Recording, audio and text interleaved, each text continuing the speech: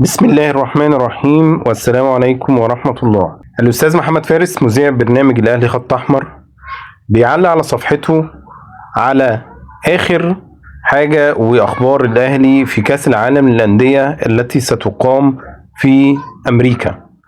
بيقول محمد فارس: في بلاد العم سام وفي شوارع نيويورك بزحمتها وصخبها وأبراجها العملاقة الشاهقة ولافتات الدعاية والإعلانات المضيئة، ظهر شعار الأهلي المونديالي العالمي، هو كمان عملاق ومضيء.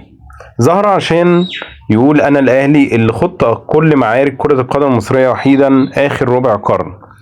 أنا اللي من غيري كرة القدم المصرية ما كانتش هتعرف ولو مشاركة واحدة لأي فريق مصري في كأس العالم للأندية. أنا اللي من غيري كرة القدم المصرية كانت هتبقى أضحوكة لأندية شمال أفريقيا. أنا اللي من غيري كنت هتتفرج على شعار الوداد والترجي وصن داونز وهو مرفوع في كأس العالم للأندية ونقول لو كنا مكانهم.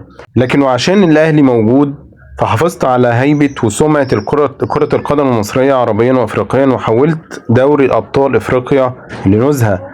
أنا اللي قال فيا التونسي طارق دياب: الأهلي ليس مجرد نادي بل مؤسسة رياضية واقتصادية لا تقارن سوى بأوروبا.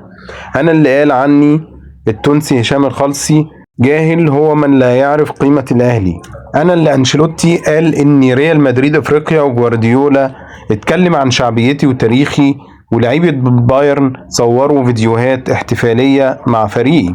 هيجي يوم نفتكر اللي عمله الأهلي من إنجاز وإعجاز في أفريقيا وعالميا، نعرف إن الرياضة المصرية فرطت في أنها تدي الأهلي ولو جزء بسيط من اللي يستحقه من مدح وتكريم وتقدير لمجرد تدليل واحتواء الفشل والمقارنة بينه وبين فريق حقق اللي مفيش نادي في تاريخ أفريقيا والعرب قدر يحققه. ده طبعا كمان غير الإعلان اللي أعلنه دولة قطر على كأس العالم للقارات، وإن في 3 بطولات هيتم حسمهم خلال شهر ديسمبر: كأس الأمريكتين وكأس التحدي وكأس القارات، اللي طبعا إن شاء الله الأهلي يفوز بواحدة منهم على الأقل اللي هي كأس التحدي، وده هيديله فرصة كبيرة تاريخية إنه يلعب النهائي أمام ريال مدريد.